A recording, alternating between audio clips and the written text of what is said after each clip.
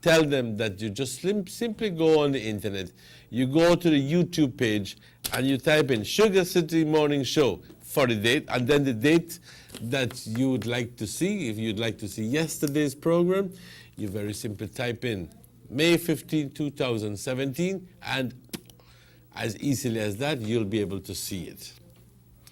Good morning. This is the public weather forecast for today, Tuesday, the 16th of May. This report generated at 5:30 in the morning indicates that today, fair, dry, and hot conditions prevail. Mamma mia, was it hot yesterday? The sun was actually burning. I went out about maybe perhaps 12 o'clock to buy some lunch by the market. And for that little short space of time where I walked over to the market, I could feel the heat on my skin. And the heat was intense. Very few times that I felt the heat so intense, because sometimes the ambient temperature is high. But this time, one time, I felt the sun directly on me. And there's a reason, there's an explanation for that.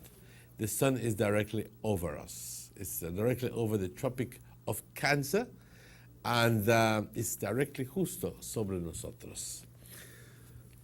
24-hour forecast, mostly sunny today and partly cloudy tonight. Little or no rainfall will develop, along with the chance of an isolated thunderstorm developing over inland areas this afternoon. The winds blowing from the east to northeast, 5 to 10 knots.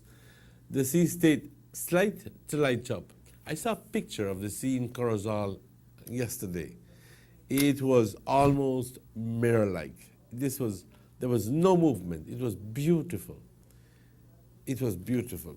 No advisors in place. I just want to remind you that come 2 weeks from now, we officially begin the hurricane season.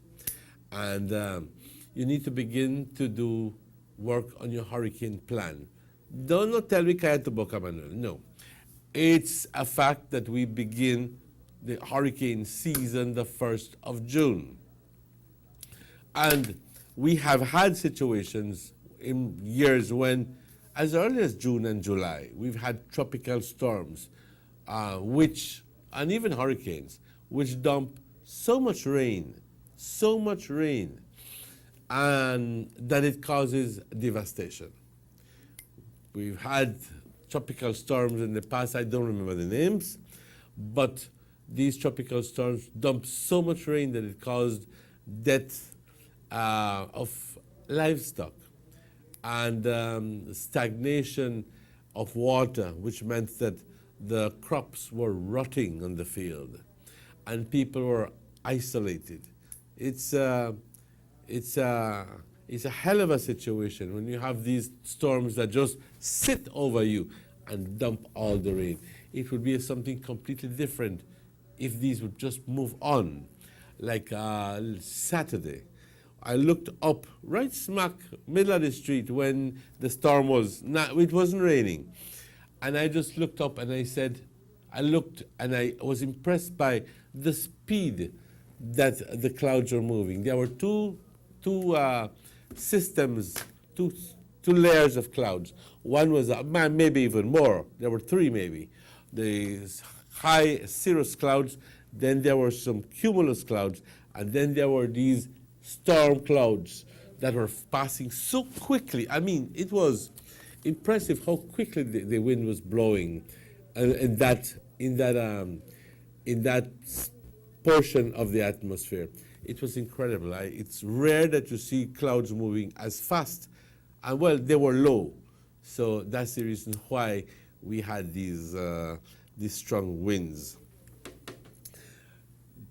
The outlook for Wednesday and Wednesday night is for hot and dry weather to continue. So, the temperatures, the highs for today along the coast, 89 degrees Fahrenheit. Inland is going to go all the way up to 96 degrees Fahrenheit. The hills, 84 degrees Fahrenheit. The lows for tonight. Along the coast, 80 degrees, inland 74 degrees Fahrenheit, and in the hills, only 66 degrees Fahrenheit. The tides, there was a low tide this morning at 6:19. There will be a high tide at 4 minutes after 1 this afternoon, and then there'll be another low tide at 25 minutes before 9 tonight, and then another high tide tomorrow morning at 23 minutes before 3 in the morning. The sun sets today at 18 minutes after 6. The sun rises at 20 minutes after 5.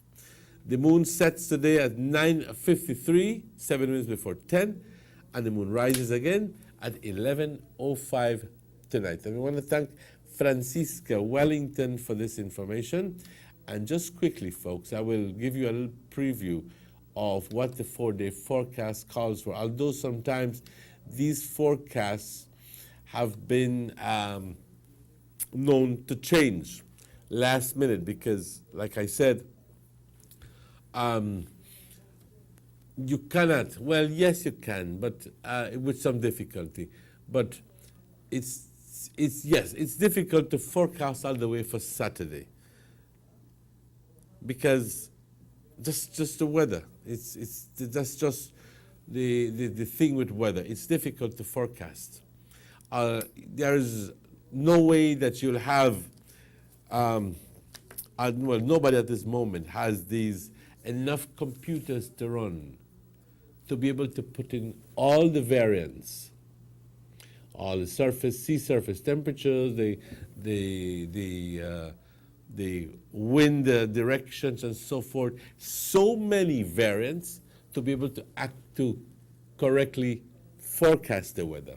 So what they have right now is something that is, yes, very good, but it's far from the real thing. Wednesday, fair and dry. Thursday, fair and dry. Friday, fair and dry. And Saturday, fair and dry. In other words, it's going to be warm, it's going to be hot, let's put it this way, and there's going to be no rain. Temperatures inland soaring all the way to 96 for Wednesday, same for Thursday, same for Friday, and on Saturday it gets even hotter, 97 degrees. And no rain is forecast for Saturday, so it seems to be a good weekend. Muy buenos días, compañeros. Aquí tengo el reporte del tiempo para hoy, martes 16 de mayo, y que hace ratitos comentaba que rápido pasa el tiempo, entre 2 semanas justo, ya estamos al fin de mes, y ya empezamos junio, y ya estamos en la temporada de huracanes. Tenemos que entonces como familia empezar a planificar nuestro plan. Por las dudas viene un huracán. Muchas veces no tiene que ser un huracán, puede ser una tormenta tropical que se sienta sobre nuestra área y que nos tumba tanta lluvia que tenemos que empezar a pensar de hacer una arca como Noé, porque eso es la única forma que algunas personas pueden salir de sus casas. Recuerdo hace muchos años, unos quizás 10, 15 años, que en el mes de junio o julio vino una tormenta tropical y tumbó tanta lluvia que hubo inundaciones por toda esta área, Crooked Tree, por toda esta área, y simplemente fue una tormenta, no era un huracán. Así que si estás viviendo en áreas que son bajas y notoriosos para inundaciones, entonces empieza a pensar dónde puedas ir, porque esto sucede y muchas veces no hacemos caso. No va a venir el huracán, no va a subir el agua. Entonces cuando sube el agua tendrán los teleles. Bueno, pues este reporte, reporte generado a las 5:30 indica de que hoy buenas condiciones, caluroso y seco. Indefinido, soleado hoy, despejado, parcialmente nublado hoy por la noche. No se espera nada de lluvia. Y si es que cae, nada más es un tantito así, pero existe la posibilidad de que se desarrolle una tormenta sobre las áreas en el interior del país hoy por la tarde. ¿Ok? Así que existe la posibilidad de que tengamos una tormenta hoy por la tarde. No define dónde, dice en el interior. Pues nosotros estamos en el interior, pero también está Cayo, está Belopán, está Mountain Pine Ridge. Así que es muy probable que sea aquí, es muy probable que sea en otro lado. No definen dónde. Pero, bien de lookout. Vientos del este y noreste de 5 a 10 nudos. El estado del mar, poco movimiento, poco movimiento. Y no hay ninguna advertencia en lugar. Se espera que para mañana miércoles continuemos viendo estas mismas condiciones, no gran cambio. Las temperaturas para el día de hoy, empezando con las altas por la costa, 89 grados. En el interior del país vamos a subir a 96 grados y por las colinas 84 grados. Las bajas por la costa 80, en el interior 74 y por las colinas únicamente 66 grados. Hubo una marea baja hace como una hora, a las 6:19 habrá una marea alta, a la 1:04 hoy por la tarde y también una marea baja a las 8:35 hoy por la noche y mañana habrá una marea alta a las 2:37. El sol se oculta hoy, compañeros, a las 6:18. El sol sale a las 5:20 mañana. De igual forma, la luna se oculta a las 9:53 y luego entonces sale de nuevo a las 8:05 hoy por la noche. Le damos las gracias a Francisca Wellington y a sus otros compañeros de trabajo que han estado desde muy temprano elaborando este reporte para que podamos nosotros compartirlo con ustedes. Obviamente, siempre agradecidos a nuestros patrocinadores.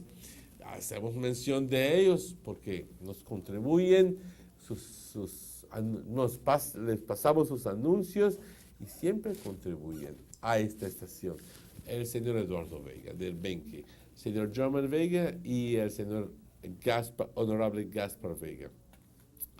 También quiero reconocer a Chendo A&Rs, que ya tiene una tienda abierta en Dangriga y ahora cuentan con el Free Zone en Corozal, aquí en Orange Walk, en la ciudad de Belice, en Belopán, en San Ignacio y ahora en Dangriga. El único lugar que les falta abrir una tienda es en Punta Gorda, Toledo.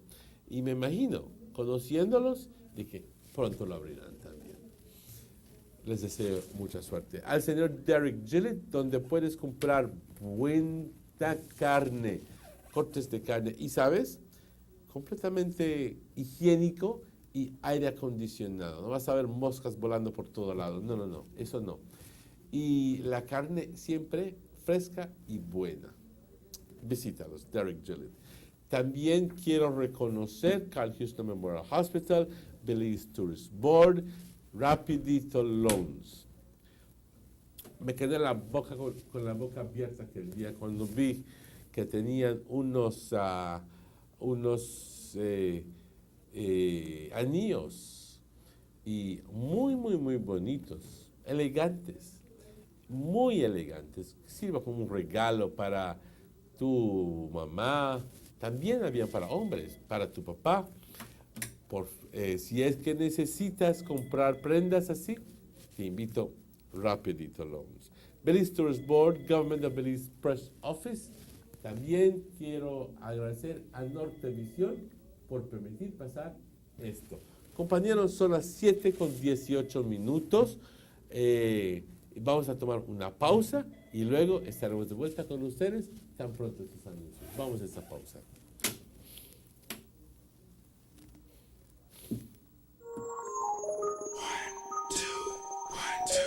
Yeah, international.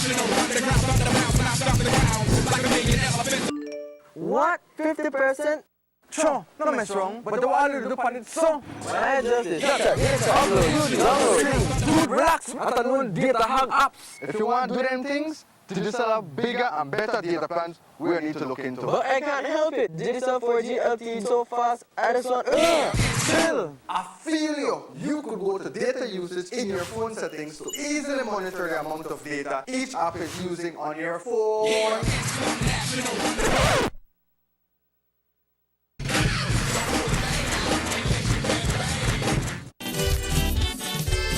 It's the first ever Davco Village Fest on Saturday, May 20th at the People's Stadium. Come and enjoy cultural presentations from 24 villages in the Orange Walk district. There will be cultural dances, arts and craft displays, plotting up the maypole, games for kids and adults, greasy pole, and Baba Bitters drinking contest, and many more. Also, all day long, you can get your brand new phone and special promotion plans, both from Digicel and Smart. When it comes to food, come savor delicious Reina Negro, pibil, tamales, cham cham de wech, cold food soup, escabeche, and so much more. Gates open at 9 a.m. Official opening ceremonies at 10 a.m. Youth Connection Band will be jamming from 4 to 10 p.m. It's the first ever Davco Village Fest on Saturday, May 20th at the People's Stadium. Platinum sponsors, Niche, Ministry of Rural Development, Davco. Golden sponsors, CP Parks, La Immaculada Credit Union Limited, Caribbean Chicken, Circle R, Eleanor Liquors, Smart, Coca-Cola, Pelican, and Digicel. As a testament to government's commitment to improving the lives of all Belizeans, in 2016, the Ministry of Investment, Trade and Commerce, championed by Beltrade, secured approximately $300 million in new and expanded investments, leading to over 1,500 jobs in tourism, agribusiness, and business outsourcing. The ministry continues to facilitate meaningful investments that will improve the lives of all Belizeans.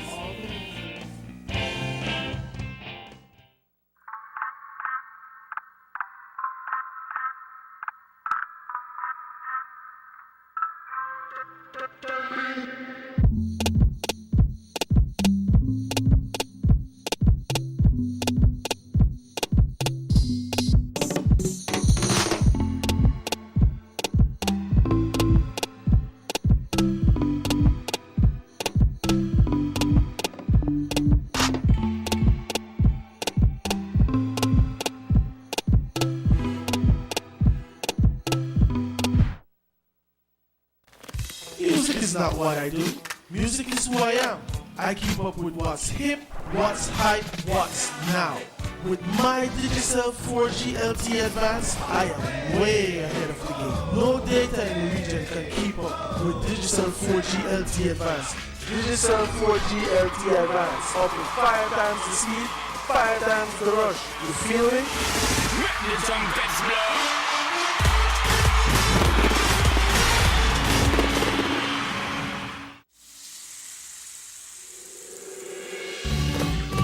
Why go anywhere else on vacation when an unforgettable experience awaits you right here in your own backyard? Explore southern Belize, home to the Cacao Trail, the historically rich Maya, and our illustrious southern heritage. Satisfy your sweet tooth with a cacao tour, relax by the river, or enjoy a basket weaving demonstration.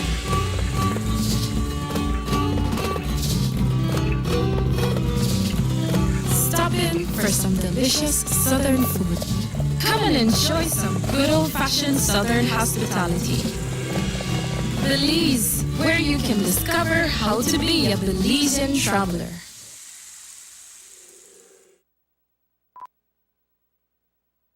Tienes 8 cilindros. Eres adrenalina disfrazada de aleación de aluminio a 8,000 revoluciones por minuto. Así como así. ¿Será el cigüeñal? Una limpieza de inyectores y un cambio de aceite. Vas a correr con libertad, campeón. Los que entendemos al motor como si tuviera voz, hablamos máquina. Rushras, poniendo el mundo a funcionar. Ahora distribuido por German Vega & Sons. Búsquelo en su tienda favorita.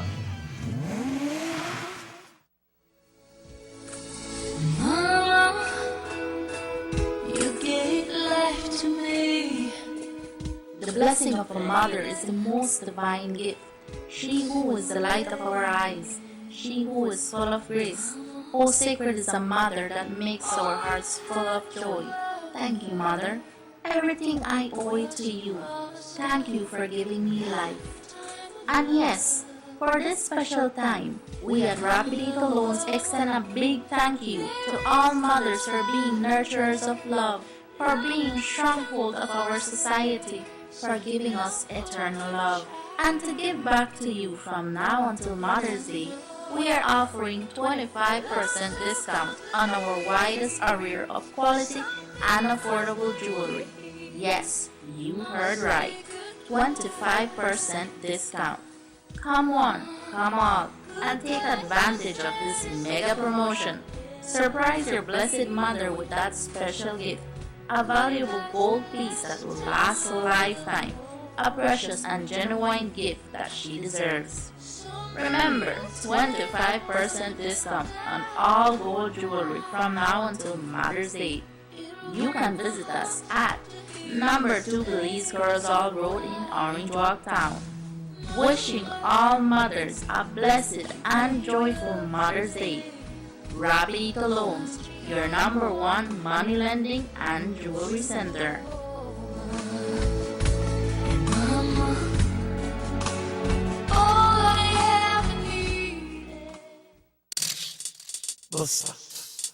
They see you and how you're living. Always a star, yes. You live in color to the limit. Large and in charge, yes. That's why you rock with Buster. Refreshing range of colorful flavors. Always a star, never the audience. You run things never run yours. Yes, you are the life of it, not just a part of it. Your life is never black and white. Live in full color, Buster.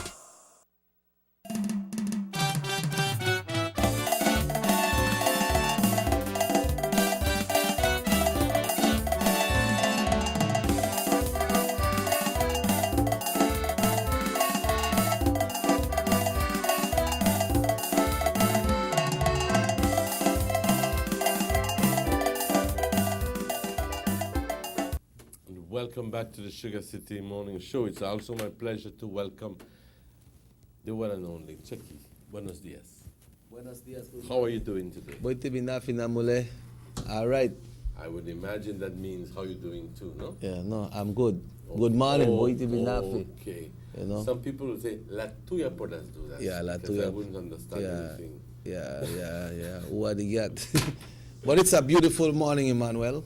It's a beautiful morning. Beautiful morning. Yes, last night was a beautiful night as well. Right. Because, well, it didn't rain. It looked as if it was going to rain, but it didn't rain. I guess it must have rained someplace else. Yeah. But let me take time out, excuse me, to do a death announcement. It is with sadness that we announce the death of Mrs. Alma Mendes, affectionately known as Mrs. Cadice. She was predeceased by her grandmother, Mrs. Candelaria Ayuso Pech, Tia Candil. Grandfather Mercedes Olivera, mother Mrs. Wilfrida Ayuso, mother-in-law Mrs. Maria Chavarria, and her son Mr. Sergio Mendes, DJ service. Che. Left to mourn are her husband, Mr. Raul Mendes Sr., daughter, Miss Lorelli Mendes, sons, Raul Mendes Jr. and Alberto Mendes, grandsons, Melhem, Ethan, Javan, Sergio Jr., and Stefan Mendes, Alfonso Jr., and Humani Reynard. Granddaughters, Naira and Kaylee Mendes, daughter-in-laws, Mrs. Samantha Mendes, and Miss Veronica Castillo. Her aunts, uncles, nieces, nephews, cousins, and friends.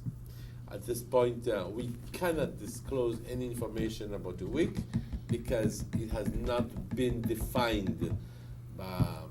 Initially meant for tonight, but no, it has been already. It has been put on hold. So, but we'll keep you informed as the day progresses or as we receive more information in regards to the funeral arrangements for Miss Alma Mendez. She was born on the 15th of May, 1958, and died on May 14th, 2017, almost on the very day. I gather that she died about 10:30. Yeah, like what, hour and a half before your birthday. Hour and a half before her birthday. I spoke to Lorelli. May she rest in peace and rise on the sound of the trumpet on that glorious morning. I'd like to take this opportunity to express my sincere condolences to the entire family. A little while ago, I mentioned she is the granddaughter of Miss Candelaria Ayuso, and they're family. This is family, right? Yeah. This is family. Yeah, and you know, that family, I like the way Lorelli put it yesterday. I like their spirit and their strength, you know, because, you know, they just lost their little brother last year in June, you know, and now it's their mom. But according to her, her mom was well prepared and she was ready to go. And when the doctors and nurses spoke to them, they say, yeah, we are prepared and we are ready for this. You see, Checky, there's a completely different situation when you know that it's a sickness that is going to eventually take that person's lives. And you watch that person go down and down and down. I'm sorry. Until the point that that person becomes perhaps bedridden, and then that's when you have to take more care of that person. And I saw this with my father and my mother. So much so that because both died of cancer. So believe me when I tell you that cancer is a thing and a half. Let's take that call. Good morning, Sugar City Morning Show. Hello, good morning. Good morning. Good to hear from you. I know. How are you today? We are good. Let me ask you a question, Delvi. Yes. You know, catch the channel out there, San Pedro de Ampa channel 13, you know, on the cable. Yeah, on the cable station, it's on channel 13. So, you know, you could always watch it and see when you come on, so you don't have to call more than one time because you know how the credit goes sometime, right? I know. So it's on channel 13 on the Coral, I think it's the Coral Vision station. Yeah, in San Pedro, right? Our channel 13 is Wake Up Belize. Wake Up Belize? Okay. I do know that we are also on channel 121. Yeah. It's a digital channel in San Pedro. Or maybe it's on 13.1 because I said. Anyway, go. What you have for us this morning?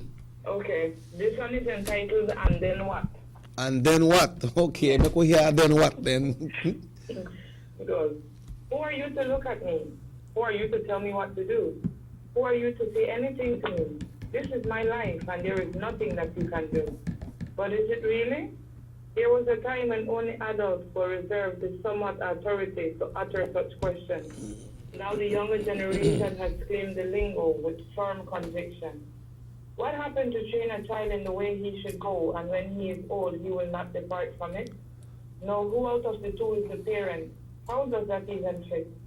What happened to spare the rod and spoil the child? Parents are loving too deeply, entertaining the need to cater for their children. It's sad to say that the children might use the rod of the parents, just give it a while. What happened to love your neighbor as yourself? Perhaps that's why the definition of love has been redefined too much. Even love for oneself has been stored up on a shelf. How do you give what you don't have, of which is readily available for you to receive? Agape. He loving us first was intended for us to believe. What happened to it takes a community to raise a child? Now parents are coming at you with guns and machetes, defending the angel they see at home, and on the street, the child who runs wild. But our hope is not lost, for greater is he that is in each of us than he that is in the world. What will happen should be the question when the Lord comes back to collect his pearls. And then what? And then yes, and then what? Everybody just lives. Okay, today in my life. If I want to shoot this on, if I want to drink and get drunk, if I want, not realizing that we came from one divine being and we have to go back. But they don't. A lot of people don't sit down and consider all of those things. The Then consequence. It's too late, and they have their liver cirrhosis, their lung cancer, then they realize, what? Maybe I should have. I'm trying to figure out what would be the underlying theme or the underlying message that you're giving across, and then what means that you do something. Permit me. You do something. But then you're expecting something else to happen as a consequence of that initial action. Yeah. You know what I mean? Yeah. So, and I'm thinking, and my comments there would be that we have to be very, very, very aware, very cognizant of the actions that we're taking, because every action carries a reaction. An equal and opposite reaction, yeah. Right, and many times every error that we do carries not a some people call it a penalty, but it's not castigation or punishment from God, because God doesn't. In my mind, God does not punish. Yes. God is a very loving God, but we just have to suffer the consequences of our own actions. Yeah. And I believe at the end of the day that si aquí lo haces, aquí lo pagas. I don't know if you agree with me there. Yes, and that's exactly what I'm saying, because I believe in Judgment Day, and whatever it is that we do on this life, yes, we pay for it here, but we will still be judged on that day, or you'll have to give account for what you did. So, yeah. Yes. Very smart of you. Delvi, do you write these poems on a daily basis to get them prepared for the show, or these are coming out of your compilation? These are a set. This set is a compilation. Yeah, this is from a compilation set. Over the weekend, I wrote a few others, so that will come later on. Later on down the line. Do you pick the poems, or do you just pick one out? I mean, for the occasion, or just pick one out at random? I normally read them in the order that I write them. Because every poem that I write, I believe it's inspiration by God. So whatever order I get to write it, that's how I would normally read it, so. Well, thank you very much. Thank I you have so found much. that the poems are very good, and they always have a meaning, a true meaning that will help us later on in life, or as we progress. Yes. All right, well, all the best, Delvi. Thank you. Have a good day. Yeah, same to you. In Malele yesterday, we briefly mentioned about the Audubon Society building at the entrance of the Cookie Tree Village. And yesterday, we saw that story. It seems like the relationship. It seems like the relationship between some people of Cookie Tree and Audubon is not a too good one, not a too receptive one. Because the way the people from Cookie Tree, some of the people from Cookie Tree, when they talk that the Audubon is taking away their livelihood, which is their fishing, and then the black there from fish someday, but I guess you wanted to mention it yesterday, but you hold back, right? Yes. You hold back, but that's a sad thing to know that, they have... I will be honest with you. And you will not like me for saying this, but I'm very disappointed in Crooked Tree people. Yeah, some Crooked Tree people. Some. You could mix all you want with Audubon, but you don't have a bun down the house, man. I know. Good Lord. That arson, that one big charge in this country as well, you go to jail. What happened to good old discussion and sitting around a table and discussing these things? But that means I will burn down for you house because I'm not in agreement with what you do. Yeah. Violence is like they would say, is only when you run out of ideas. So please think of ideas and how best to solve the situation. Yeah. And in the first place, Audubon didn't take nothing from them. Did Audubon they is very protect? simply making sure that the fish is there for generations to come. But if left to our own devices, we'd have dry up the lagoon and have no fish for grand picnic. And then, cannot be that way. Yeah, just like you It mentioned. has to be sustained. Yes, man. Sustainability. Just like you mentioned yesterday, Emmanuel, that the Cashew Fest is the biggest event that Cocoa Tree has, and that's the welcome that people had when they enter Cocoa Tree, because that's right at the entrance. And they said it in the news last. Oh, they said it as well? They said it in the news. They said it was not a good sight for those people who were visiting the Crooked Tree area. Everybody see, and as soon as you reach in Crooked Tree, you see this big thing. Yeah. This house that was literally burnt down. Yeah, but Aye, man. But like you said, whatever beef you have with somebody, like what you mentioned at the time, remember that San Pedro may stab somebody, a club, but man, want beef word for make you stab somebody or for take one in life, or you are in disagreement with the Audubon Society, so the place are just burned down, or say what? We burn down the place now? Will that stop the Audubon Society? Puts in mind this young lady's poem, and then what? And then what?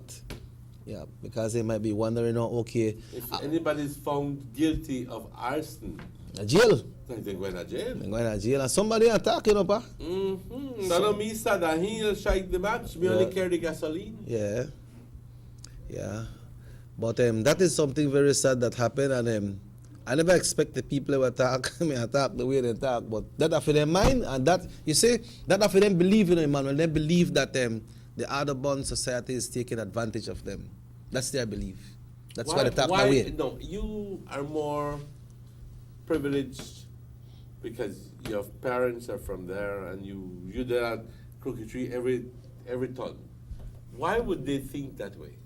Because what happened is, the thing is, right, that the Audubon Society, I tell you, they used to confiscate nets from people when they go fishing, and lagoon not supposed to open. Because when the lagoon not supposed to open, I remember the Audubon Society has a contract signed with the government of Belize, you know. We don't know what they in that agreement, you know. But then what happened? No. But they are like the ones who are vested with authority to take care of the natural habitat and the animals living, in particular the birds and the wildlife. Yeah, the wildlife in that area. So what happened is, one time the lagoon would close, and people are go take the chance at night to go fishing as well. And the Audubon catch them. They have people who police out there. They confiscate the net because they are doing something illegal, and I think they have to go pay one amount to get it back or something. Just a part of enforcement of what they are doing. So that what happened is that we make some of the people from the tree was against the Audubon Society presence in that village. But then you have to follow laws and protocol, because it's just like in the open seas right now, Emmanuel. I always say on the news that they catch some fishermen with undersized conchs and they charge it. Yes. Because you must have law and order, folks. You must have law and order. Yeah, so I believe that's the little rift between them, because they know they follow. They know they say, well, man, that's the law, that's the authority. Then they said that the Audubon. So some people like they just hate the Audubon, you know, for protecting what you got, you know. But some people say that, you know, this stuff for their life, fishing not for their life, so they have to fish to make them money. You understand? And when the lagoon is closed, then they can't fish, they can't make the money because the Audubon is there, the presence is there. So that's supposed to be one of the reasons why the people have this rift with Audubon. They don't want Audubon there. They don't want the Crooked Tree. They don't want Nene. Yes, they don't want Nene. Because they want to have a free flow. They want to jump in and endure it. Anytime they want to go, they go fish.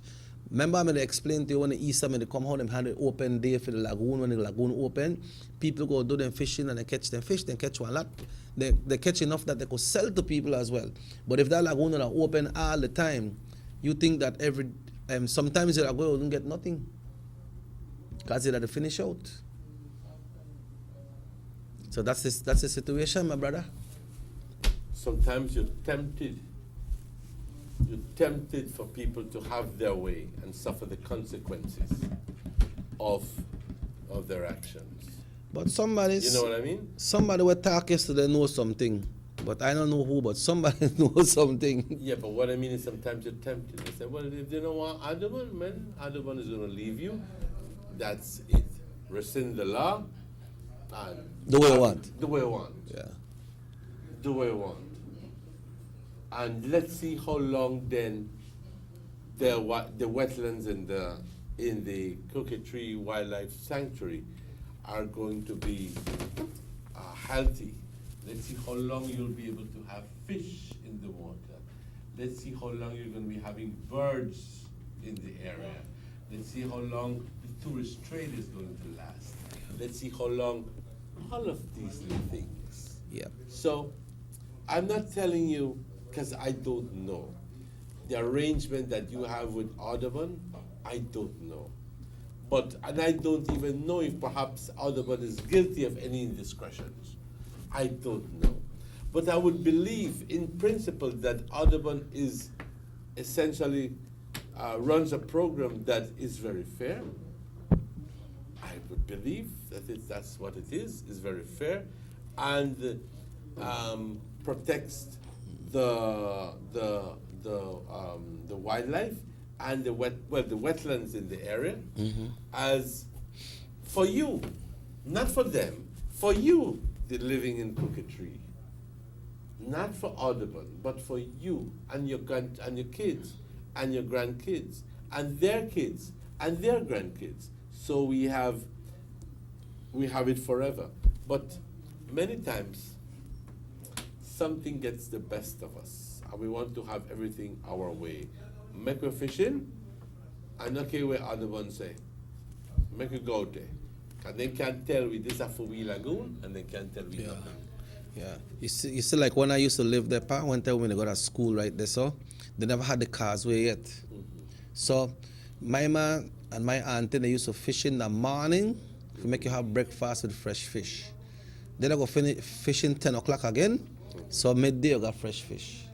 So it never commercialized so much like them. People, they haul a lot of net right now because people never used to go in a Crooked Tree one lot then time. Sometimes people used to go through the back through Tiger Camp and Calabash Shoal if you go in a Crooked Tree and get the fish. But then they never had that road then the time. Causeway. Yeah, that never opened.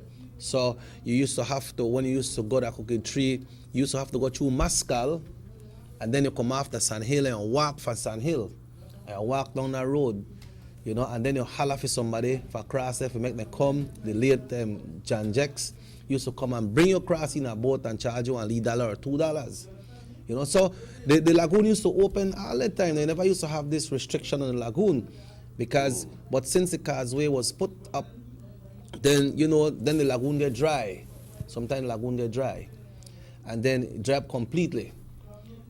Yeah, it dry completely. Was this as a consequence of the causeway build? I'm not sure. Because when we used to live there, it used to dry up, but I don't recall if it used to dry up to that you could walk in up and like what open land, But then when this thing started to happen now, that they started to see what happened, and Audubon Society made some kind of arrangements with the government of Belize to put one post there. And they put one post, and then the restrictions start. So when the restrictions start, people never used to things like that. They used to just go and put them door and go fishing, but one day you go and you put your door and the person there can say, hey, you can't do that. Because this is so we are protecting this lagoon and other species in this area. What happened is the Audubon collect one fee for the tourists, but not much. So some people say, yeah, Audubon they collect, but we know they get nothing. Well, you understand? Well, What a way. I mean, I would have liked to say something else. That not only Belize got protected areas like that, you know, in Maryland. No, man. I mean, San Pedro, Ambergris, even within Belize, Ambergris has an area where you can't even fish. Yeah, but if you go there right now in your boat, you could see all the nice fish there down there. Exactly. But if that wasn't conserved, then you may go there. That never may exist. No, wouldn't exist. So you just have to begin to think, and I think that people from Cookie Tree need to, and I'm sure that some people already do.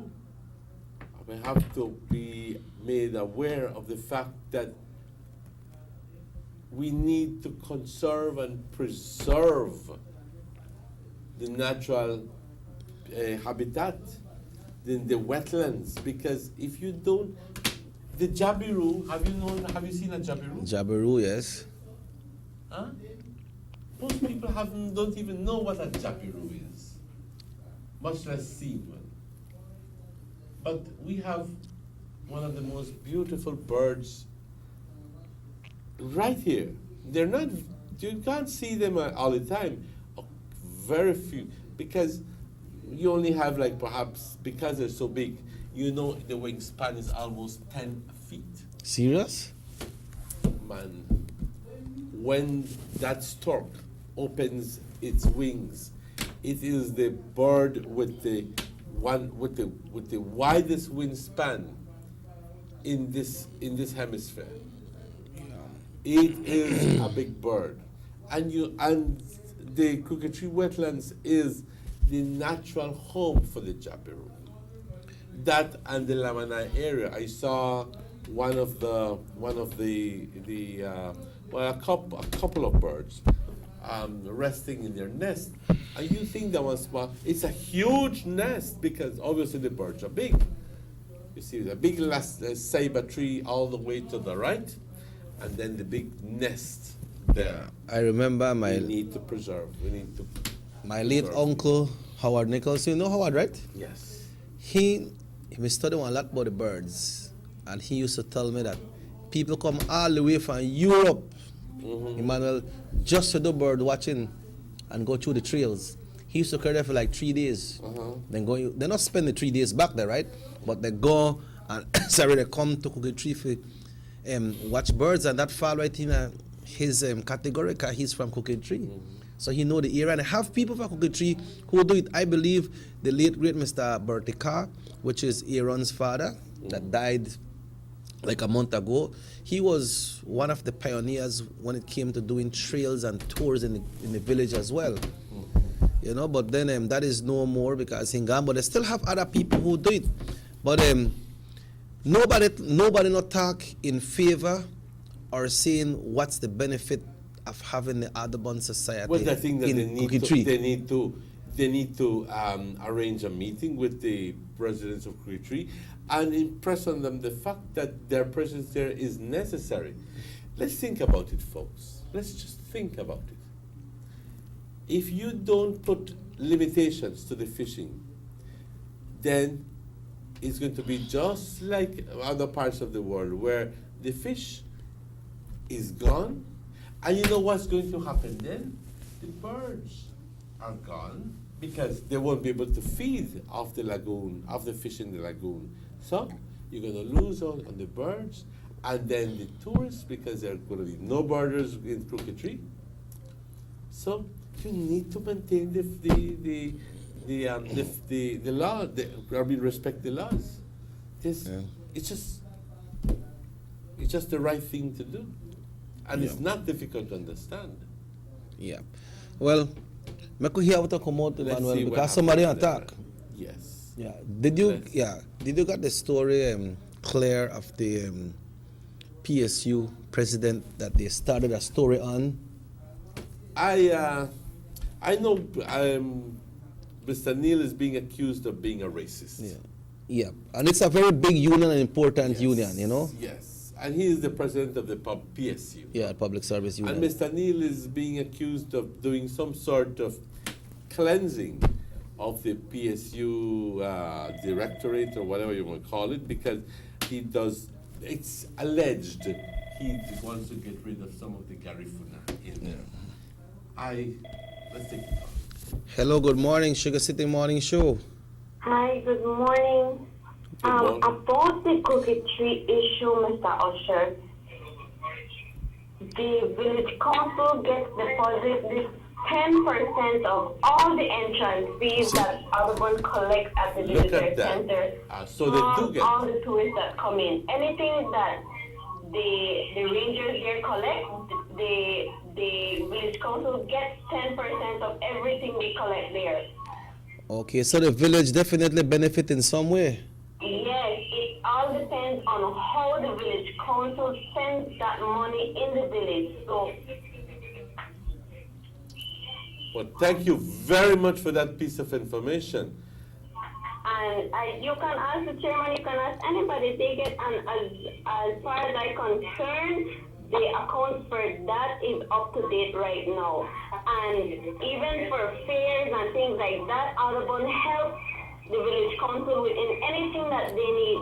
Mr. Hendy, the manager for Crooked Tree there, for Audubon, he is always there helping them. You can ask anybody. He's always in the village. He goes the extra mile if he has to be there at 5 a.m. or up to 9 p.m. Sometimes he's always in the village.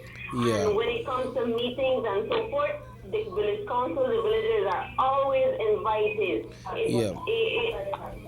Audubon even goes beyond their working hours, Saturdays and Sundays, but the effort is not reciprocated by the villagers. Well, it would seem to me that you are privileged to certain information, because either you're close to Audubon or work for Audubon. But one question, and there's nothing wrong with that, that's perfect, but how do you figure Audubon feels about this whole situation with the house being burned?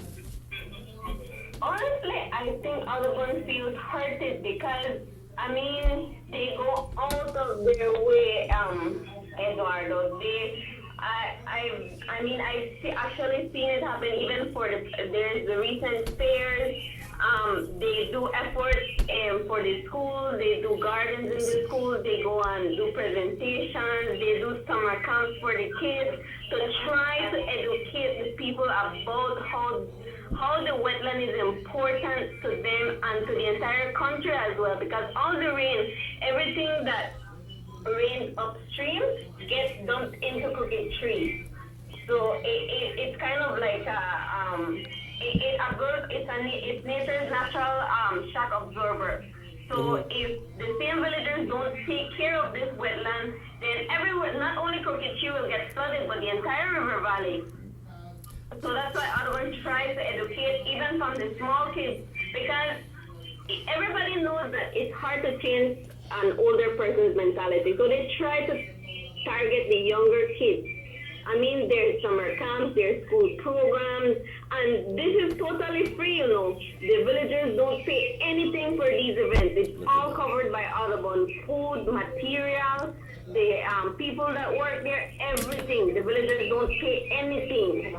Yeah, I understand that the Audubon Society is a big contributor to the Tilapia Fest as well, no? Right. Yeah, well, we would like to thank you so much for that information. Thank you profusely for that. And what would you like to say to the residents of Crooked Tree with all of this that is happening?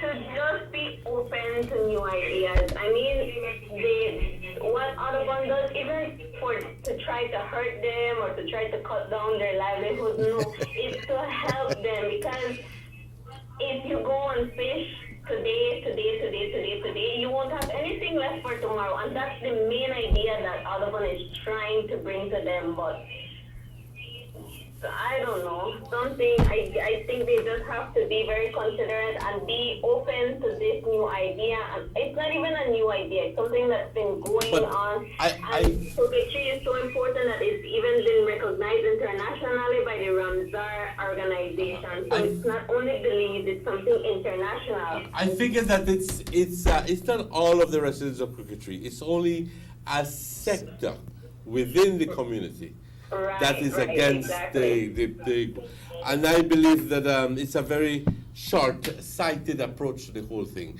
These people need to be brought on board. These people need to be informed and educated straight up about the benefits of the Audubon taking care of that, of the wetlands.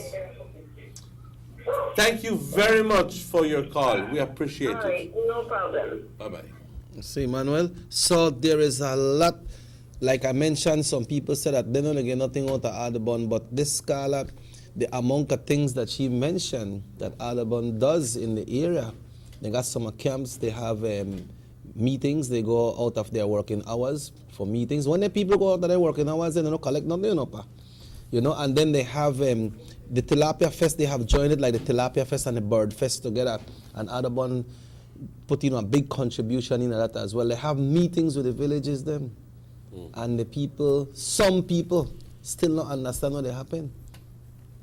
So you see where the relation is between some of the villagers and the Audubon Society, right? We may have touched the PSU thing, but I don't think we have time for that, Emmanuel, because because we have guests. We have a guest, in but studio. what do you gather from this scholar's comment, Emmanuel? I gathered that, well, Audubon, I asked the question, how does Audubon feel? Obviously very hurted about the whole situation. And they have valid reasons for feeling that way. You know what I mean? They have valid reasons. It has been expressed by the scholar that they go out of their way to help, you know? But apparently, there's a sector within the coquetry community that is not aware and is not reciprocating. In other words, some people recognize the efforts of Audubon do, but these people just don't. And they, again, want to have it their way. It's just the way it is, folks. It's just the way it is. There's something within us called egoism. We want to have it our way because we want it our way, and that's the way it should be. One of the persons. And it can't work like that. One of the persons that spoke yesterday said, well, if they people don't want we fishing, how we show our next way how we could make some money. Well, I think that they have to understand very simply that they can fish. It's just they can fish all the time. Yeah, that's right. So when you go fish, you appreciate and then, it. Tell me about, show me how to do other. They grow cashews, they grow this, they grow the other. People go make coal bed. Huh? They go make coal bed. You know what coal bed, don't you? Yes, We yes. make charcoal. So, hey, it would be even wrong to think that, because you cut off my bread and butter. I can't live. You know, that you are responsible then for making sure that that person gets another income? Hell no. So, Emmanuel, on that note, Actually, we are making sure that you keep on getting that for many more years. Yeah, and that support.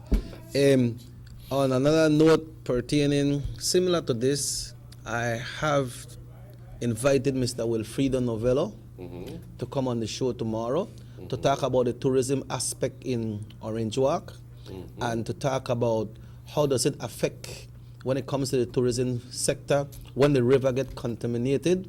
And let's talk about some more of the sites in Orange Walk, because a lot of people from outside feel like it's only Lamanai. We know Lamanai is the big one, but they have a lot of other things and places that we can go here in Orange Walk. So I've invited him to come. And he has enjoy speaking with Wiwi. And so he has accepted to come. So tomorrow we're supposed to have a good educational show, right?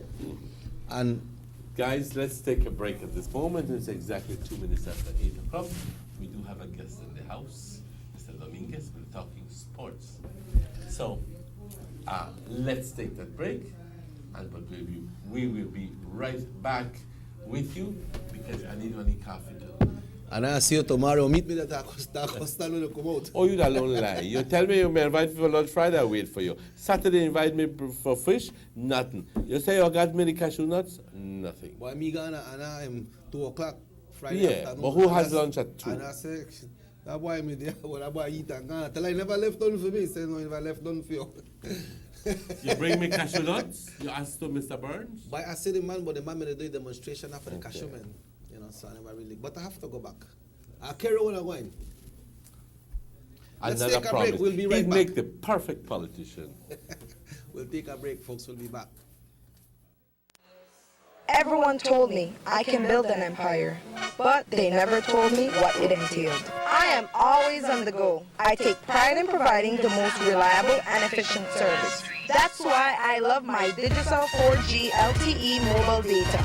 My customers can contact me at any time to send me pictures of what they want. Plus, I can always place international orders for new products no matter where I am. Me and Digicel 4G LTE, we make a good team.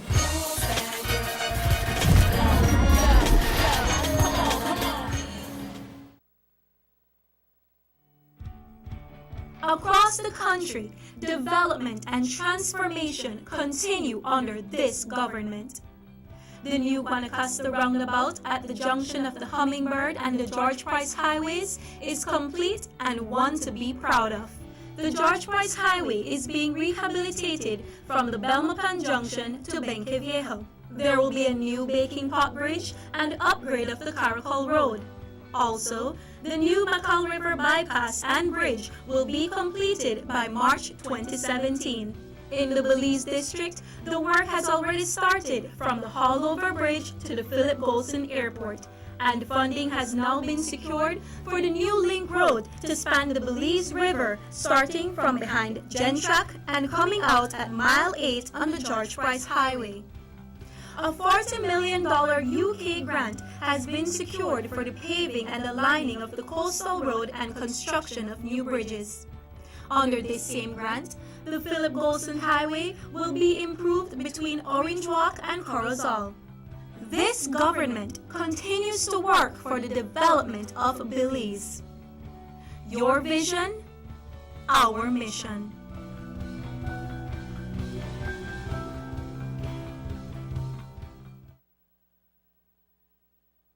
Let's get ready to rumble!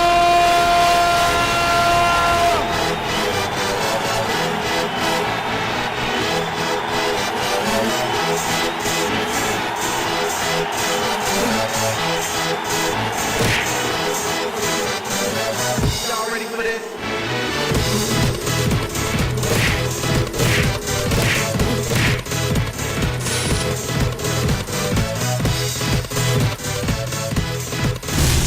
Get serious. Get up.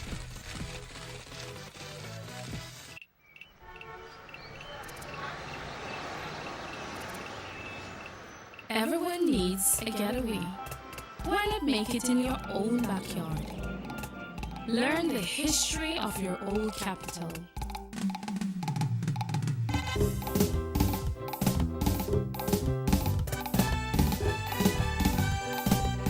Or venture out on a road trip to experience the village life and be captivated by nature's wildlife, culture, and food.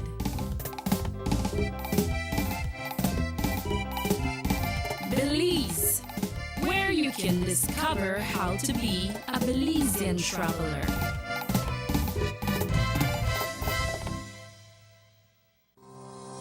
Attention members owners of La Immaculada Credit Union Limited.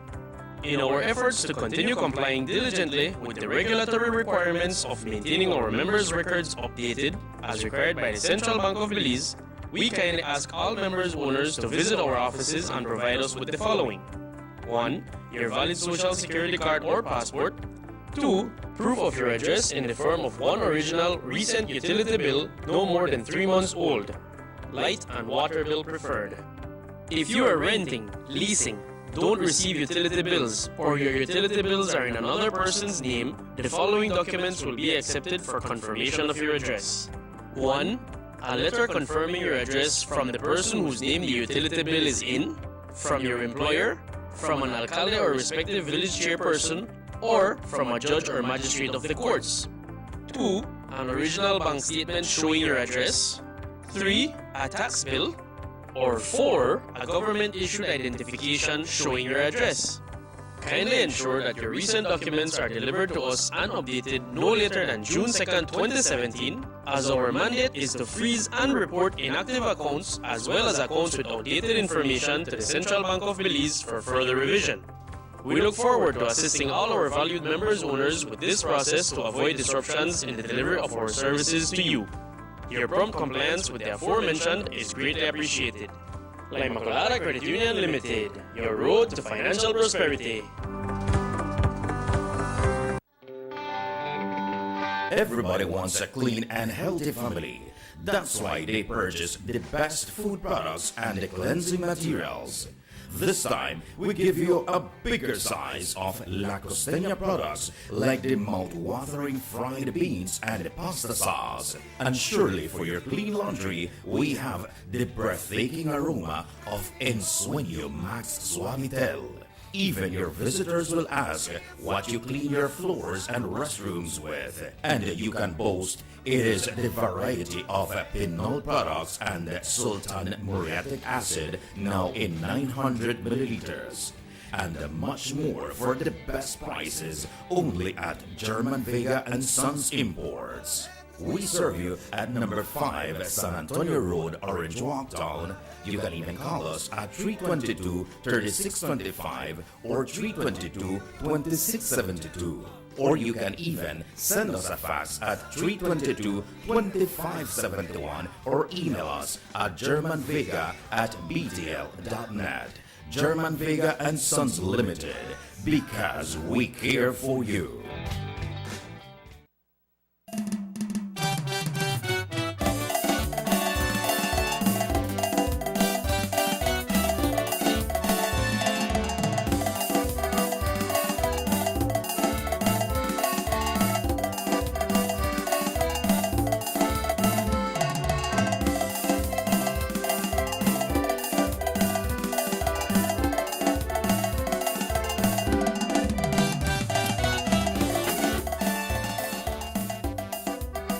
Welcome back to the Sugar City Morning Show. Just enough time to grab and eat some tacos and have myself a cup of coffee.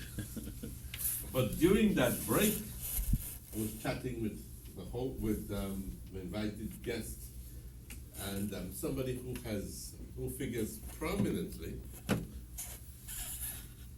in the sporting world, Mr. Richel Dominguez. Good morning, my brother. and welcome to the Sugar City. Thank you very much Show. for having me here this morning. What you call it? Yeah. Because it's just the way it is with Yeah. this microphone. Yes. Good morning again, and ¿Cómo estás? How are you doing? Great. Doing great. I like to begin with the other person. Right. ¿Cómo right. estás? How are you doing? Bien. Hasta ahorita bien. I like that.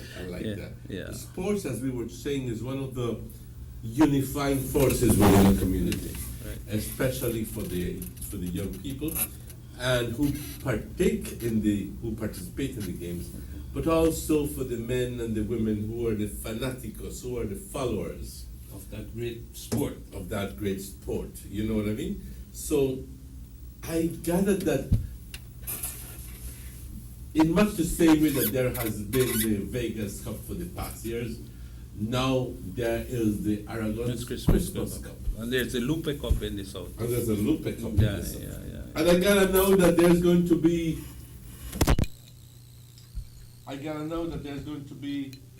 a competition between champions of all of these. That's right. That is why we are here this morning to encourage our football fans. We always promise them to try to do as their drug esports committee. We try to promote sports basically all over the district if we can, and with the limited resources we have. But just before I start, I want to thank all the team who took part in the Champions of Champions competition, especially the 4 teams that went up for the finals, because the way that is work is that we have representation from each area. We have representation from the north, we have from the east, and we have from also the south. We try to do, the first year we started with only the champions around robin with 3 teams. We decided this year we were going to change that a bit. The Drug East Committee decided it was going to change it a bit.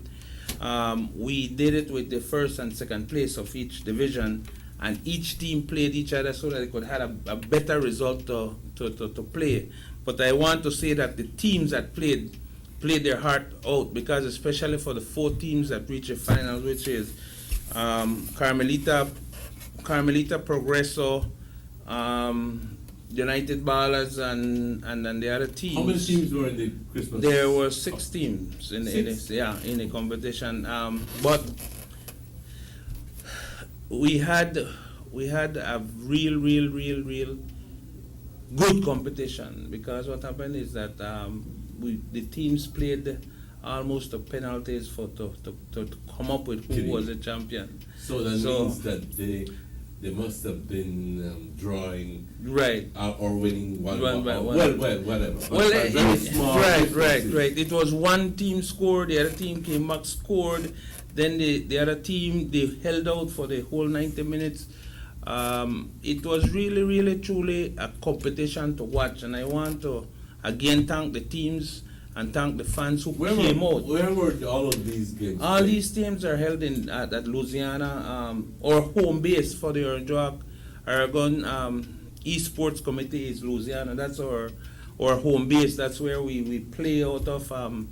We have our fans who comes out, and in these big games we have fans. The bleachers are full.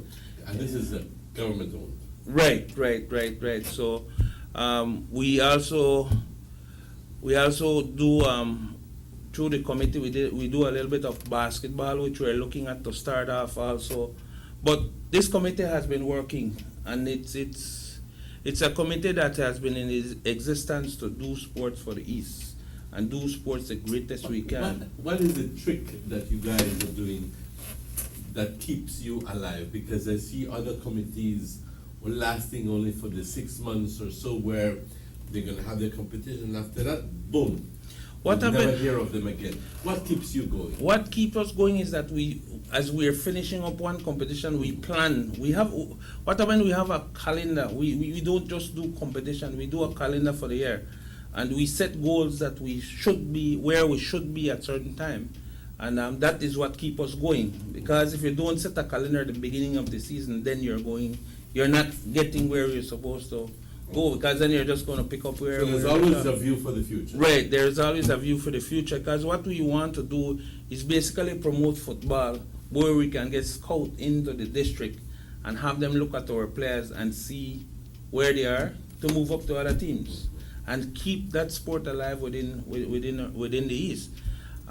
It's a challenging task for the committee, but on behalf of the president, which I used to be the president, I'm no longer the president, but I know that the new president is someone who wants to see as things happen within our area, and we have been going at it. Right. We have been shopping for different things, but every time we have the committee is made up about 7 of us, but everybody plays a special role within the committee, and that's what makes it different. Because I know what my responsibilities are, and everyone knows what their responsibilities is, and what we need to do to get a competition running. So what happens is that everyone just fits in to do their part. No, Mr. Dominguez, I fits into their part. So, Mr. Dominguez, running a competition like this is mighty expensive. Yes, because how do you do to raise funds? Well, we raise some funds, and the minister comes up with the rest of it. It's all about keeping and having that drive, because if you could remember, the minister started off with the police team. The police team, he was the manager there, and he worked at it there, and then we started this one, and he knows how it works. So we raise funds, and if you can see, the signs we have on that wall is that, and again, we want to thank all the businesses that is a part of the Orange Esports Committee, because that is where we raise our funds to keep the facility, 1, the lights going, 2, to try to get competition started. And the minister comes in, like I said, and fits in, and what we need, he provides for us. It's not that he has all the money to provide everything, but he provides what he can but to keep the competition going. Okay. And we are inviting, and I want to take this opportunity to invite business people who see the signs on the wall, if they are interested, to to call me or call a member of the committee or stop by and visit us. Right, there's much more space for advertisement, and if we can fill the field, if we can fill the wall, we keep sports going within the area. So we're inviting business people to advertise with us and come on board and be a part of something good. I like that the fact that you mentioned that you try to generate, you try to have your fundraisers and so right, forth. Right. I'll be honest with you. I'm turned off by some teams who, in their desire to participate in competition and so forth, all they do is I'm gonna throw stones. Mhm. All they do is pick up a piece of paper and ask for donations, Right, right. rather than having a little barbecue, organizing a little barbecue, and raising your own funds. Mister, I need one tennis, and you have to come up with a tennis. Somebody's going to need a tennis. Good Lord, do only fundraiser. People, you earn people's respect by doing that. Well, the old adage, help yourself first, and God will help you with the rest, believe me. But nowhere in the Bible you see that, but that's a common thinking, you know? Ayúdate. Ayúdate primero. Yeah. So I like that when you tell me that you are selling advertising space and you generate some income, because completely different thing for you to be totally dependent on government to help you with everything. Right, because that what keeps sports dormant in any way, because we'll say government is not providing, but what are we trying to provide for ourselves within Thank you very much. Within what we do, and I believe and then we're the first to complain, John, government doesn't give me no money for that, so why would I be killing myself? No, please, such a short-sighted view. But I can see where we raise our funds within the committee, and when the minister is there, he's willing to put his part because we have done our part. Exactly. And that's the way we partner together. And it does, I think it does great for the East, and we have done great things within the East, because we not only do what is football, and we, like I said, we have a year calendar. Right now we're going to, after we finish this competition this Sunday, we go into what is a camp for youths. We have our summer camp in the area, whereby again the minister joins with us, and we do summer camps for the kids in the area to promote sports also, and to keep the East alive. Do you have training, football training and so forth? Well, we are trying to fit in some in our programs for the younger kids, but if you realize that the association is there, and we don't want to invent the wheel again or be doing the same thing the association is doing. We are looking at more, because the association has the Mundialito training and different stuff. So what we do is that we do the part of playing the games instead of doing the part of training, because we'll do the training for the kids at our level, and then they'll do it again when it comes to the association. So we don't want to be doing the same thing, and it will discourage the kids from come around to really play the game that they should, because what happens is that if they are getting the same thing in both places they're going, they won't be able to. Is there interest in female football? There is in the district, I know, and we have not promoted female football yet. I know the association has done their part, I think, on that. But our thing is again, not if they are doing it, then we won't do it. We will do the other things that they're not doing, and we have looked at it, and we have said, you know what, let's leave it out for this year. Let's see where it is, and we're not saying we're not going to do it. All we are saying is that when the time comes, we're. But you mentioned something that because the association is doing it. Are they doing it currently? Well, they are supposed to be doing it. I'm not sure. So their mandate is to do it. It's not our mandate, because we're only doing what we set on our calendars. Is it a popular sport to be played? Is there people who are interested in playing the game, or are there more people interested in watching the females play? Well, I think it's both. I think when it comes to that, they have a mixed population. In some want to play and some wants to Watch. watch. But I believe looking at our competition is that there's a lot of young kids that goes to our competition and they look and see how the other guys are playing because there are name brands within those teams. Although they are local teams, there is name brands within those teams.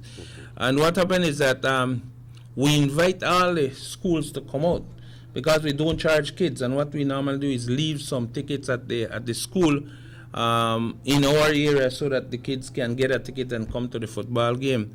I am not sure if we'll be able to do it for this game, but we're asking the kids to come out and we'll give them that free pass at the gate to go in and watch sports. We want the younger kids to be encouraged to play the sports. Talk to me about the game for this. It's this Sunday, right? This Sunday, yeah.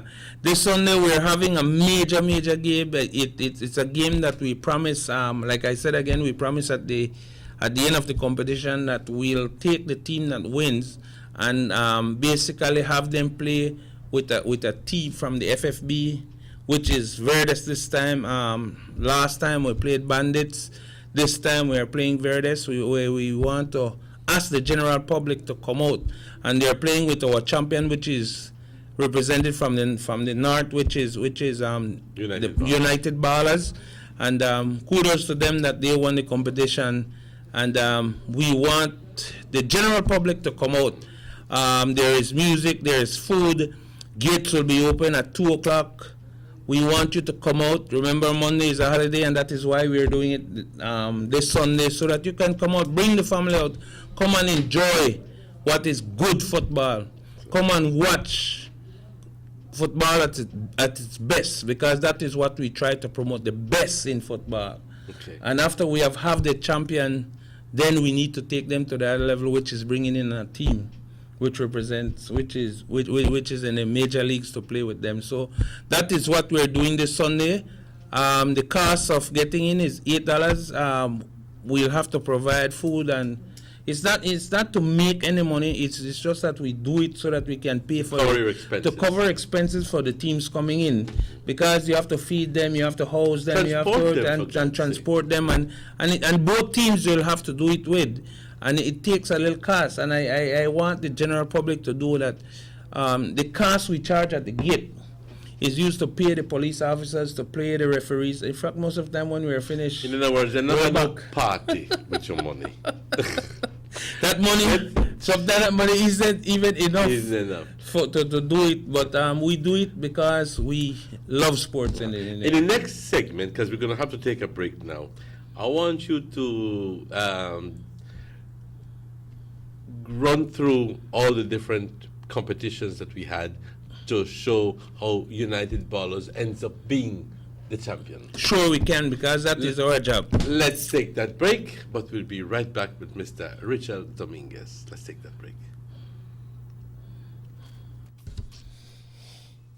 The sunny days are here, and whether it's for a picnic or in your kitchen, you need the meat.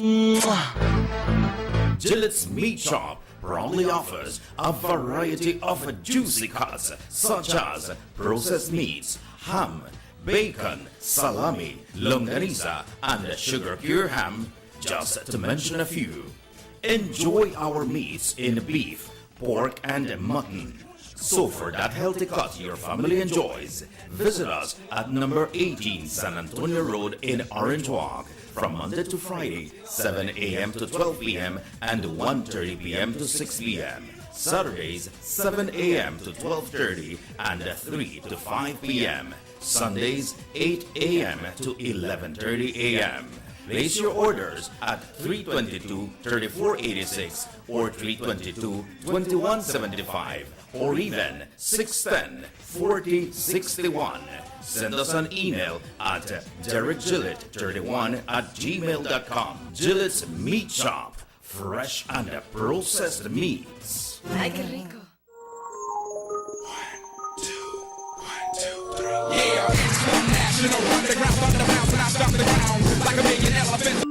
What? 50%?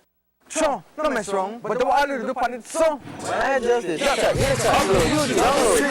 relax, let alone data hog apps. If you want to do them things, Digicel have bigger and better data plans we need to look into. But I can't help it. Digicel 4G LTE so fast, I just want chill. I feel you. You could go to data usage in your phone settings to easily monitor the amount of data each app is using on your phone.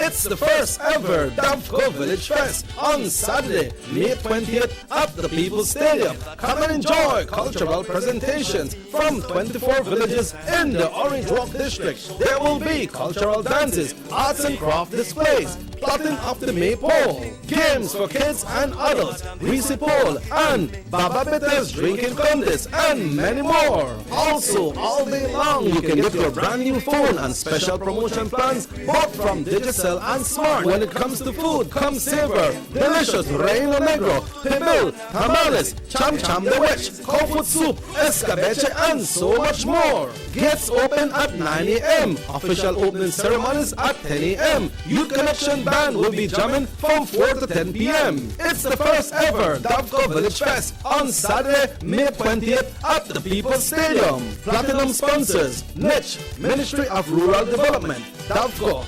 Golden sponsors, CT Parks, La Immaculada Credit Union Limited, Caribbean Chicken, Circle R, L&R Liquors, Smart, Coca-Cola, Donikin, and Digicel.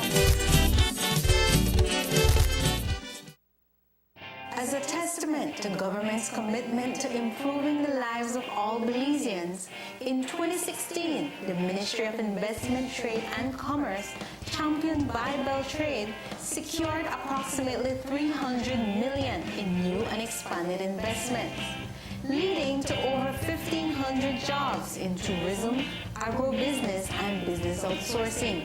The ministry continues to facilitate meaningful investments that will improve the lives of all Belizeans.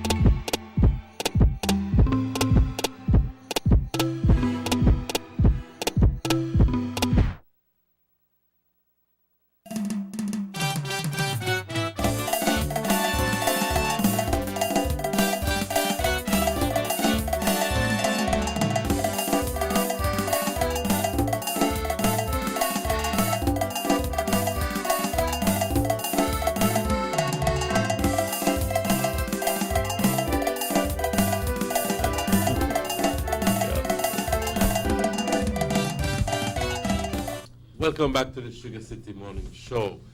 Bienvenidos de vuelta. Y vamos a tratar de estar traduciendo, porque no creo que hablas español, pero poquito, como dice, poquito, ¿ok? Pero es nuestra responsabilidad de tratar de mantener a nuestra audiencia de habla hispana, que como dice la gente, no entiende ni papa que dijo en inglés, ¿ok? Pero para poderte mantener informado, porque tú también de habla hispana eres fanático o fanática de fútbol y quieres saber qué estamos aquí hablando, así que vamos a hacer un esfuerzo. Rachel, cuéntame, talk to me about the evolution of this whole thing. I know that the Vegas Cup went on last year. I know that Mr. Vega stands committed to his Vegas Cup. I'll try to do it in Spanish. Quiero dar las gracias a todos los equipos que ¿Ves que sí puede? Fueron parte de nuestra competencia. ¿Cómo trabaja? Es que ganamos 2 equipos de cada área, que es el norte, el uno que sale primero, el uno que sale segundo. El ganador y el segundo. Sí, el segundo. de tres diferentes partes, del norte, del este y del sur. Y empezamos que juegan entre ellos. Cada partido juega una vez, cada uno, y después Así que sale, cada equipo juega tiene contra el oportunidad otro. Sí. de jugar con otro equipo. Sí. Y no es como si formulado de que Solo los porque ganadores. ganaste Sí. al equipo, tú ya no tienes que jugar contra eso. Todos juegan entre ellos. Está abierto para que juegan para que cualquiera puede subir para ser el ganador. Pero es algo que estamos haciendo ya años en la comitiva de deportes del este, y estamos tratando de llevar fútbol con el ministro a otro nivel en esa área. Lo hacemos para nuestro área, pero sabemos que necesitamos traer todo el distrito para jugar. También es que así tenemos esa competencia, y ya está trabajando para... Antes cuando lo empezamos con solo 3. Uno del norte, uno del este y uno del sur. Pero lo quedamos viendo y la gente nos dice, ¿por qué no lo hacen más grande como una competencia? Es por eso este año lo hicimos así. Los 4 equipos que salieron adelante era Progreso, Carmelita, Simbad y United Balas. Y para Progreso jugó en el... ellos fueron los 4 que llegaron al final. Pero digo, Progreso jugó para el Dragons. Ya. Simbad jugó tanto para North. Sí. Y Simbad y United Balas son del norte. Ajá. Ellos jugaron en esta competencia. Sí, correcto. A Carmelita es del East. Progreso y Simbad. Ellos son los 4 que llegaron. Y para decirte la verdad, nosotros hablando con los dueños del equipo de Simbad y de United Balas, ellos sintieron que no iban a llegar al final. Los dos, cuando empezó la competencia, que veían que iban a llegar al final, era Progreso y Carmelita. Y en un día, para llegar al final, se voltearon. Es como el bola, se voltearon. Y ahora es que subió Simbad y United Balas. Porque Simbad no había ganado, creo que, ni un partido. Necesitaba ganar 2 y ganó los 2 y subió adelante. Cuando Progreso y Carmelita ellos ya estaban calificados para ir al final. Y ese es con fútbol, y es por eso este domingo tenemos un día de fútbol entre Verdes de Benque y United Balas. Y yo sé que United Balas, ellos juegan su corazón, y yo sé que va a ser duro. Tenemos esperanza porque cuando ganan ellos, gana el distrito, y cuando gana el distrito nosotros ganamos. Nos sentimos bien. Pero el equipo de Verdes no es un equipo formidable también. Sí, ellos juegan al Nacional de Belice. Ellos ¿te acuerdas? El año pasado ellos representaron a Belice en CONCACAF cuando fueron contra México. Es que así ellos son un partido, y salieron segundo este año. Bandits lo ganó el sábado pasado. Bandits es de Belmopan. Es de Belmopan, pero Belmopan Bandits. Queríamos traer a Bandits, pero ya tenemos 2 veces que hemos traído a Bandits. Queremos cambiar, a ver otro equipo, a ver cómo reacciona contra nuestro campeón. Y es por eso estamos trayendo a Verdes, porque hay muchos que no lo conocen. Bandits lo conocen por su nombre. Pero Verdes ya jugó en varias competencias grandes, saliendo de Belice y así. ¿A qué horas va a ser el partido?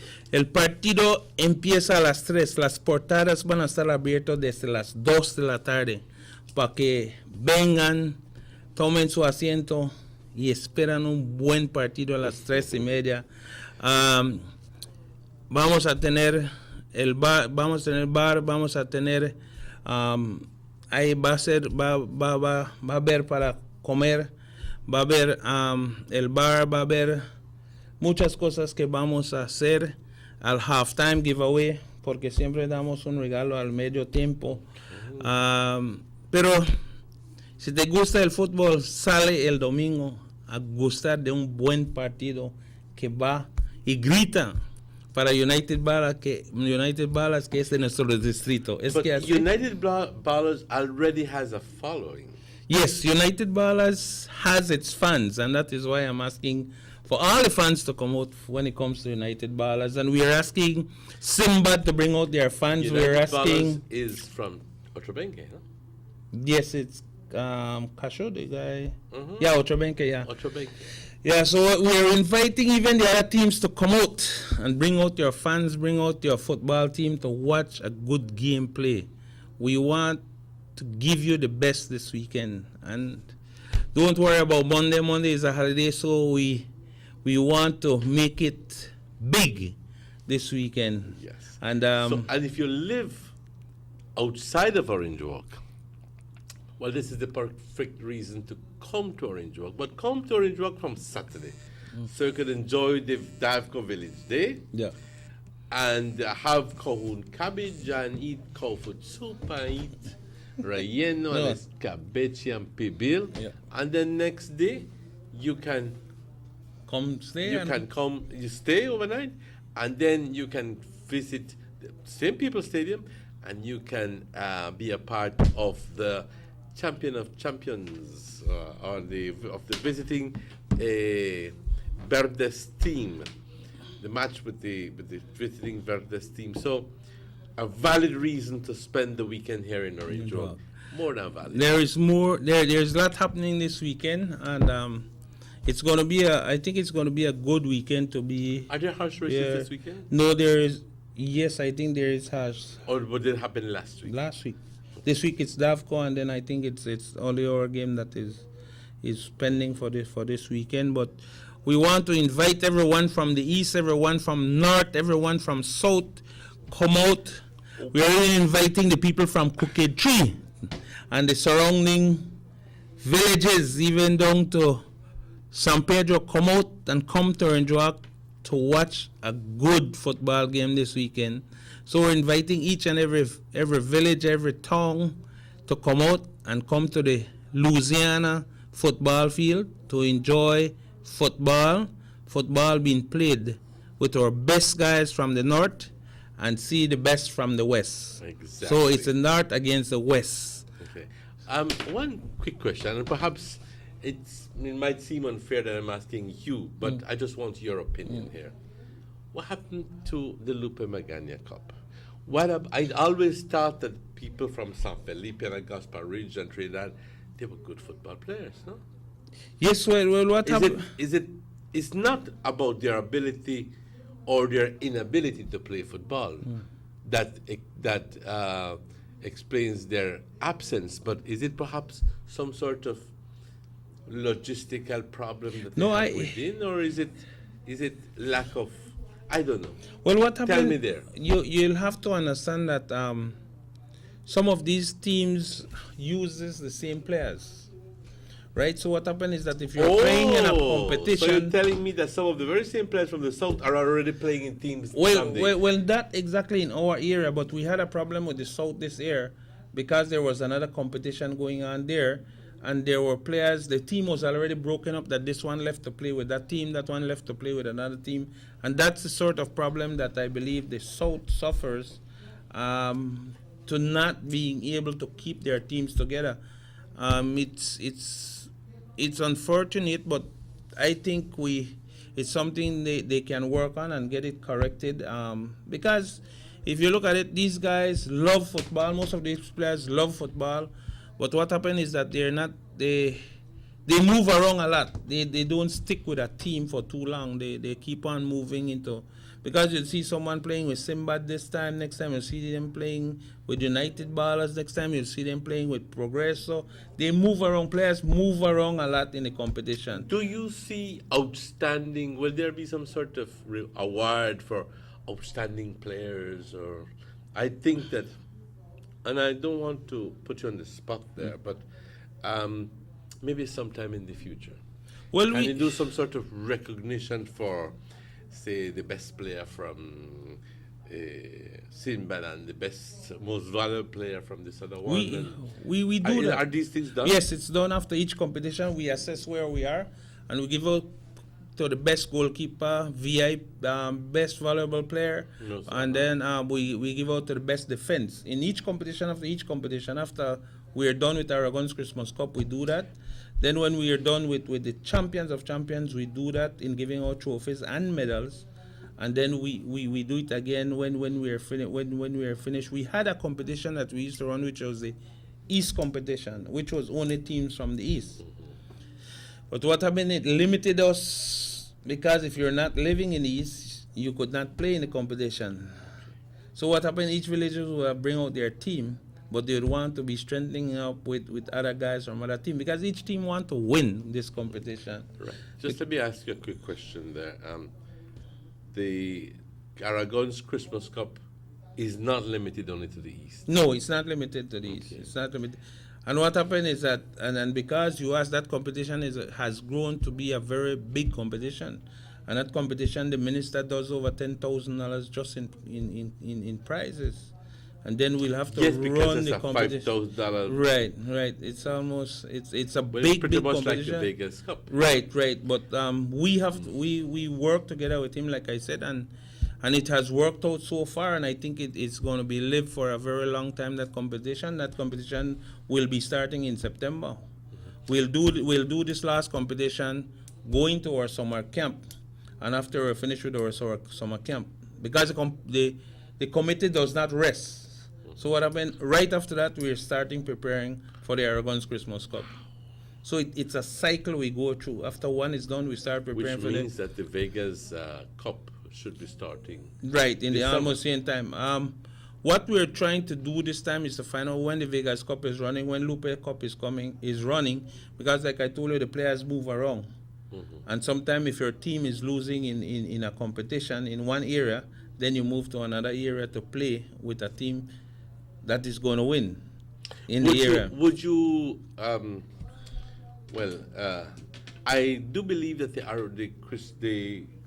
the Vegas Cup is limited to participation from teams in the north. I think it used to be. I think it's open just like our one, because it restricts players from coming in, and supporting our sports is really what we want to do. So I think they have opened it up a bit. I'm not sure about their logistics, but ours is open. Ours is open for teams that want to join, because we do it more at a district level and not as an area.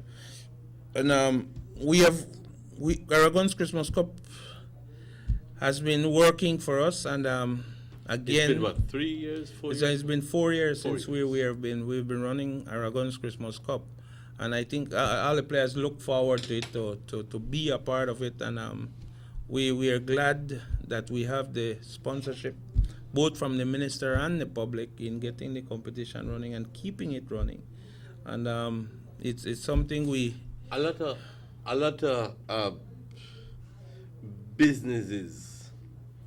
I have to be careful how I say this, but a lot of businesses at one time used to be very cooperative and supportive of the football, especially when it came to the semi-professional league. But it is a very expensive venture. Right.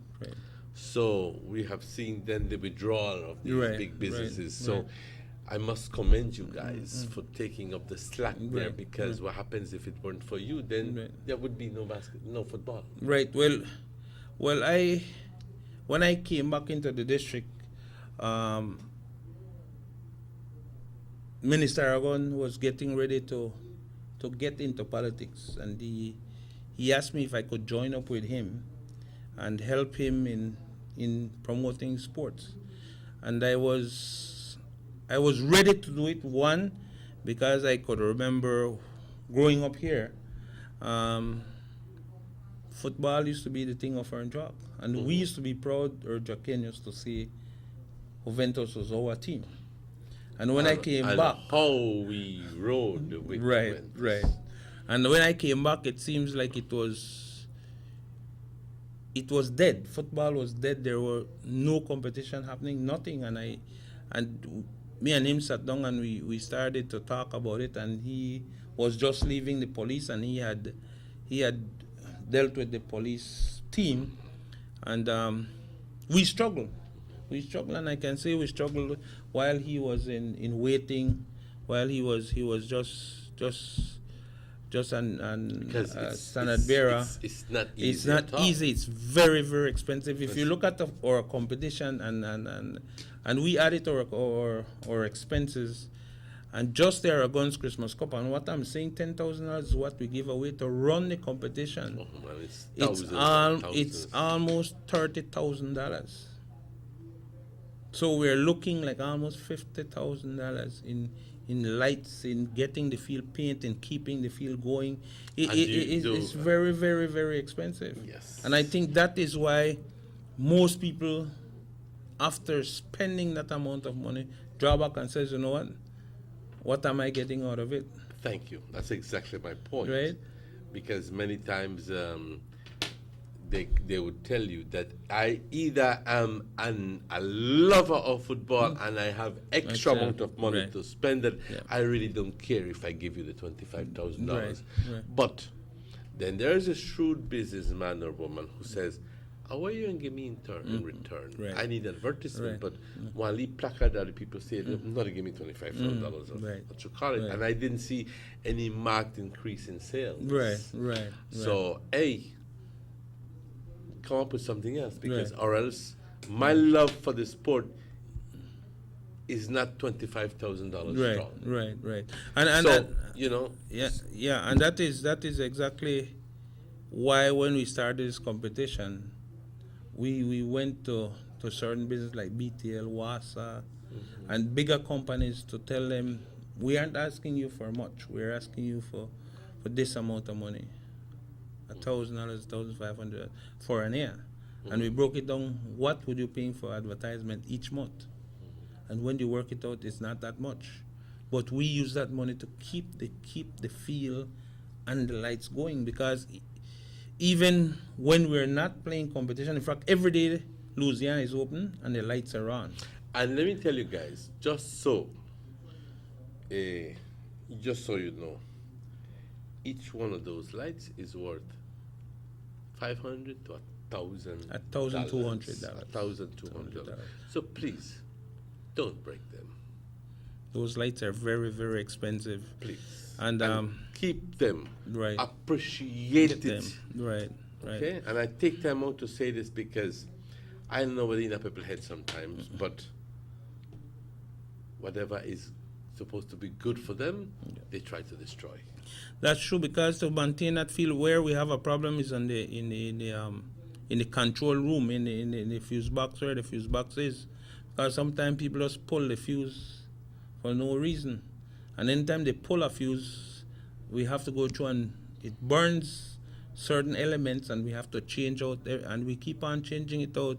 And that's where the money goes in spending and keeping it going. Right now, we're looking for sponsorship to put a barricade around it, and iron surrounding around it, so that we can keep it safe, and then change it to where it's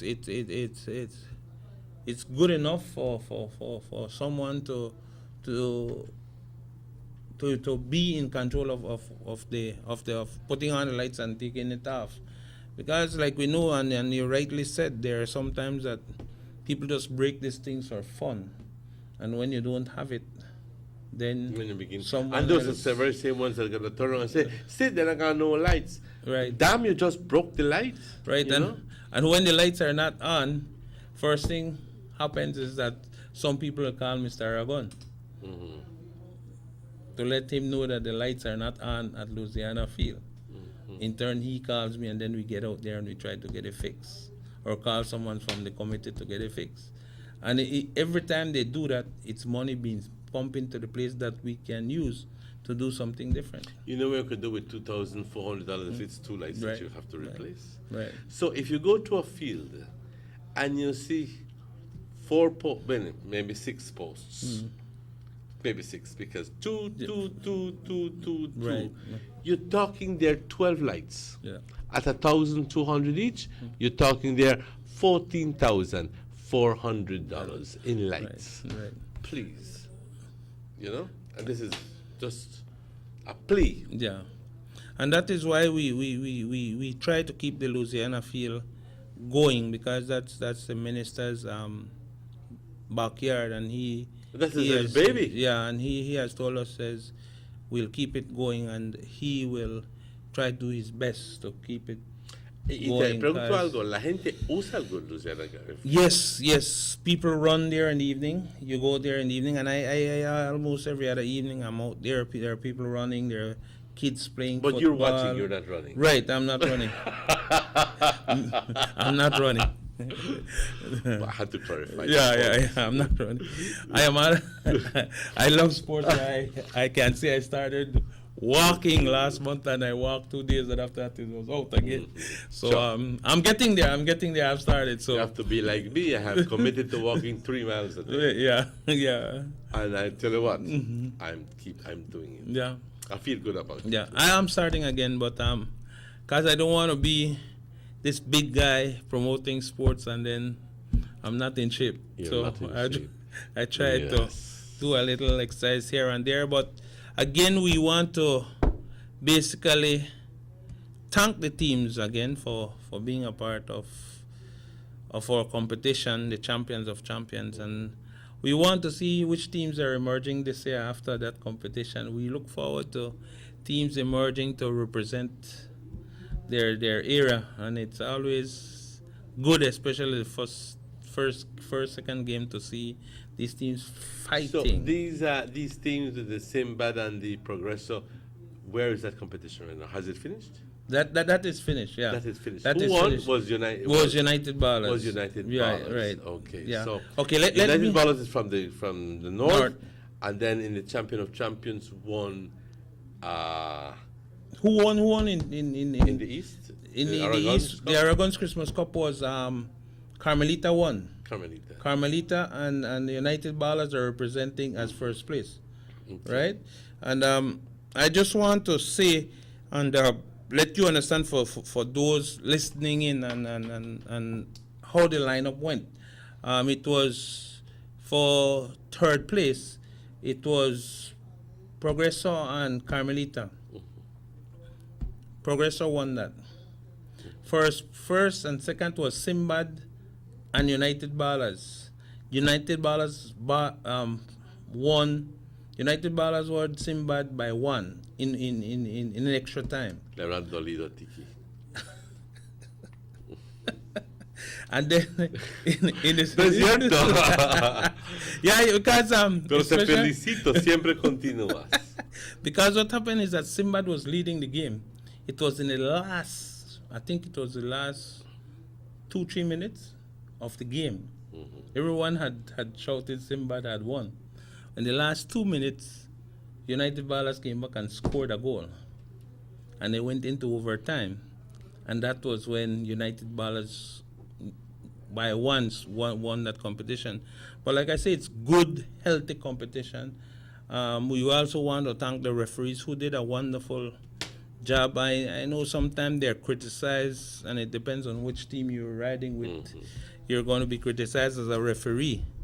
And we want to, yeah, it's usually Intexide. Yeah. So ya lo compraron. Yeah, because I heard a lot of that, especially in last game.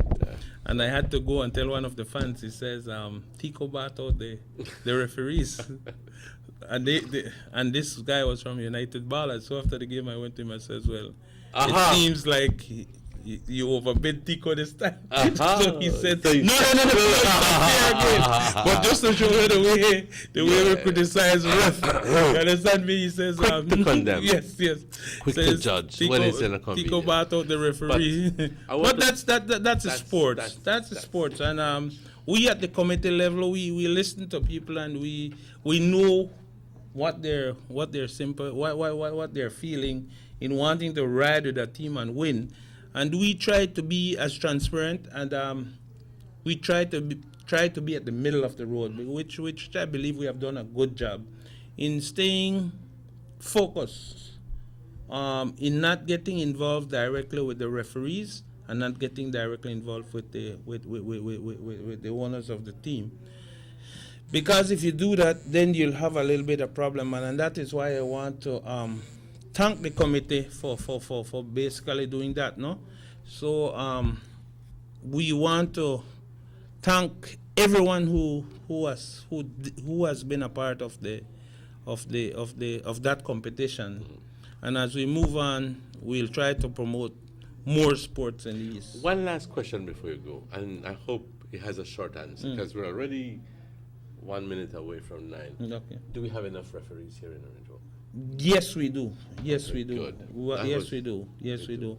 And just in closing off, I want to basically invite all the fans to come out, watch a good game. Remember, the gate will be open at 2. Come out and enjoy a good game this Sunday. Y aunque no te Sunday. guste fútbol, siempre quiero que vayas, pues si quieras ver, ¿no? Y a compartir y a apoyar. Right. Darle apoyo a la comitiva para que pueda haber más competencias en el futuro. Así que bueno, como te dije hace rato, empiezas el fin de semana, el sábado con Davco Village Fest y continúas el siguiente día yendo a People Stadium para el gran partido de fútbol que me imagino te va a gustar muchísimo, te vas a divertir ahí porque es partido de campeones. Así que Verdes del Benque va a estar en Orange Walk contra United Ballers. Yo sé que United Ballers tiene sus fanáticos y seguidores fieles que van a estar ahí haciendo ruido. También quiero tú que apoyes a tu distrito, pero también va a haber gente del Benque aquí que van a estar apoyando a Verdes y gente del Cayo. Así que vamos a ver quién grita más. Come out and enjoy a good game. Thank you Have a nice very day. much for being here with us. And let's take that call, yeah. Sugar City Mom. Oh, hello. Asking you to please call again. Kindly call again. Did we do that? Okay. Kindly call again. We'll wait for you. Yes. Let me try to just do this one in Spanish. Quiero invitar a todo Orange Walk para que salgan este domingo a las 3:30 de la tarde para ver fútbol en nuestro distrito entre United Ballers y Verdes. El partido empieza a las 3:30 de la tarde. Salen y ve bien fútbol, bonito fútbol. ¿Qué es lo que tenemos en nuestro distrito? Quiero dar las gracias a todos los que nos apoyan en hacer la competencia grande. Quiero dar las gracias a Ministro Aragón que siempre apoya estos tipos de competencia en esta área. Ok, perfecto. Pues, bien dicho, señor. Pues vamos a tener que cerrar el show a este momento cuando son las 9:02. Muchas gracias por la sintonía. Es un placer saber que nos ven por todo el país. Tenemos gente que nos ven en Independence, Mango Creek, en Punta Gorda. Muy buenos días. El Benque, también nos ven en San Ignacio, en Belopán, en la ciudad de Belice. Estaba hablando con un amigo aquel día, digo, ¿te recuerdas de mí? Y me dice, ¿cómo no voy a reconocer? Te veo cada día. Bueno, quizás no sean partícipe del programa, pero tienen la certeza de que cuando sintonizan el Sugar City Morning Show, va a haber algo de interés que se está discutiendo. Compañeros, muchas gracias por la sintonía. Le doy las gracias a Mr. Richard Domínguez y también a toda la comitiva. Les envío saludos por hacer buen trabajo y que el mejor equipo gane finalmente. porque así es, tiene que haber un ganador y tiene que haber un perdedor. Pero al final del día yo digo que los dos son ganadores porque ya llegaron hasta ese punto. Así que les invito, mañana tendremos invitados, el jueves invitados, el viernes invitados, así que 3 días de donde vamos a tener invitados y se van a discutir o hacer presentaciones muy interesantes. Reconociendo el trabajo de Morris y de Rahim y de Chequi, que se me desapareció, pero hay que reconocer el trabajo que hacen detrás del escenario. Y compañeros, a ustedes, gracias por su sintonía. Muchas gracias. Nos vemos mañana a la misma hora, recordándoles que este show repite a las 9 por la noche. Y si quieres verlo durante el curso del día, ve a YouTube, donde simplemente lo puedes downloadear, como dicen los cubanos. Hasta luego, muchas gracias y nos vemos mañana. Cuídense mucho.